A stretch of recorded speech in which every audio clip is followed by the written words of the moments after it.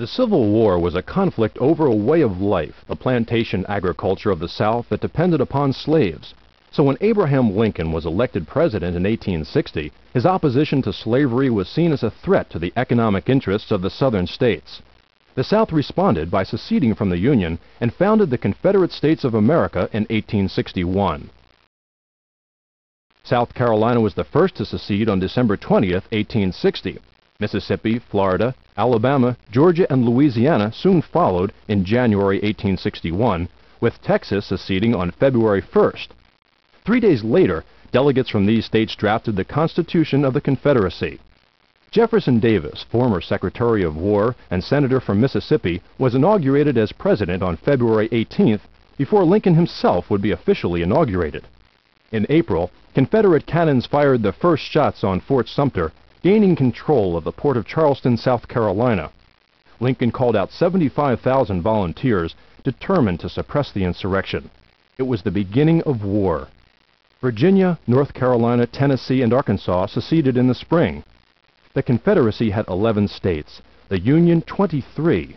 The South had a population of 9 million, 3 million of them slaves, against 22 million in the North. Lincoln moved to keep the border states Missouri, Kentucky, Maryland, and Delaware loyal to the Union. West Virginia split from Virginia and became a state in 1863. To cut off supplies, Lincoln ordered a naval blockade of over 180 harbors of the Confederacy. In June, Confederates were pushed out of the Union strongholds in the North. On July 21st, the two sides met in the first major engagement of the war, the Battle of Bull Run, which ended in a Confederate victory. Confederate General Stonewall Jackson became a hero, and confidence in the South soared. To the west, in February 1862, the Union had better luck when Union General Ulysses S. Grant took Forts Henry and Donelson, driving the Confederates from Kentucky and central Tennessee. As Grant advanced south, Confederate General A.S. Johnson concentrated his forces for a surprise attack at Shiloh Church. One of the worst battles of any American war, the Battle of Shiloh, raged for 2 days. At first, the South was successful, but with Union reinforcements, a counterattack forced a withdrawal. Both sides suffered almost equal losses. Shiloh would be a grim harbinger of the carnage to come. To the south, a Union fleet under David C. Farragut captured New Orleans. In the east, Union General George McClellan began a campaign to capture Yorktown and the Confederate capital of Richmond. McClellan advanced cautiously with an army of 100,000. At Seven Pines, about 9 miles from Richmond, Southern troops under Joseph Johnston stopped McClellan, but the battle severely wounded Johnston, and command passed to Robert E. Lee. Lee outflanked the Union in the 7 days' battles, forcing McClellan to retreat. The threat against Richmond was denied. Another Union army under General John Pope was defeated at Cedar Mountain in Virginia. Driven back to Manassas, Pope attacked the Army of North Virginia in the Second Battle of Bull Run, but was pushed back across the Potomac. General Robert E. Lee had driven the Union out of Virginia. He seized the opportunity to launch a daring double offensive. If he could take Louisville, Indiana and Ohio would be open. In concert with his own planned invasion of Maryland, Lee dispatched General Braxton Bragg and the Army of Tennessee to attack Kentucky. Bragg and Union General Don Carlos Buell converged on Louisville. But Bragg maneuvered until it was too late, and his defeat at Perryville forced him to retreat to Chattanooga. In Maryland, McClellan learned of Lee's plan, so when Lee arrived at Antietam Creek near Sharpsburg, Virginia, McClellan was waiting with 70,000 troops. Lee's army was nearly decimated, but escaped. Upset, Lincoln replaced the largely ineffectual McClellan with General Ambrose E. Burnside, who began a new drive on Richmond. But Burnside lost nearly 12,000 men to Lee's entrenched forces at Fredericksburg. He was relieved soon after.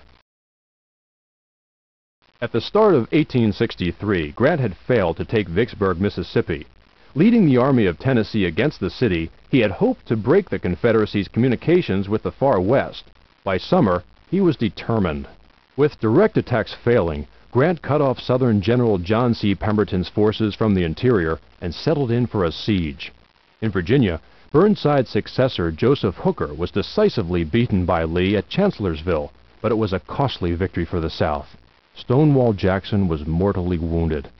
Lee seized the initiative by invading Pennsylvania, Hoping to relieve some pressure on Vicksburg, Union General George Meade and Lee met just west of a town called Gettysburg. In the ensuing battle, the South suffered 28,000 casualties in 3 days, including 6,000 in Pickett's charge. Vicksburg fell the next day.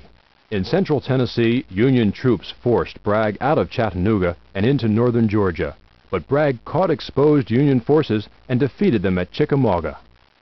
A month later, under new command, Union forces dislodged Bragg from Lookout Mountain and Missionary Ridge. In March of 1864, Grant was appointed General-in-Chief of all Union armies.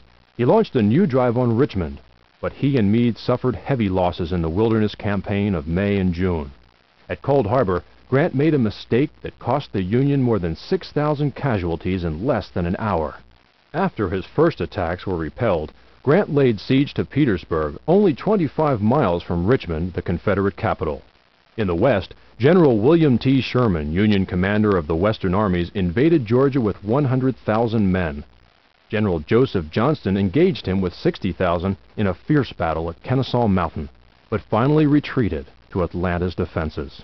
Johnston was replaced by General John Hood, a gallant but reckless officer who was soon forced to abandon Atlanta to Sherman in September. Hood then invaded Tennessee, hoping to divert Sherman north. Though Hood won a costly battle at Franklin, Sherman ignored him and marched through Georgia virtually unopposed, cutting a swath of destruction to the sea. Hood's army was finally wrecked at Nashville, while Sherman occupied Savannah on December 21st. With the beginning of 1865, the Union tide was overwhelming. Confederate lines around Petersburg were finally broken at the end of March. Lee evacuated Richmond, hoping to link with Johnston's forces in North Carolina, but he was surrounded at Appomattox and surrendered to Grant on April 9th. Johnston surrendered to Sherman April 26th. President Lincoln was assassinated on April 14, 1865, 12 days before the final surrender of the Confederacy. The Civil War had the legacy of a truly modern war. Over 600,000 dead, over 1 million American casualties for a cause that to this day stirs the nation deeply.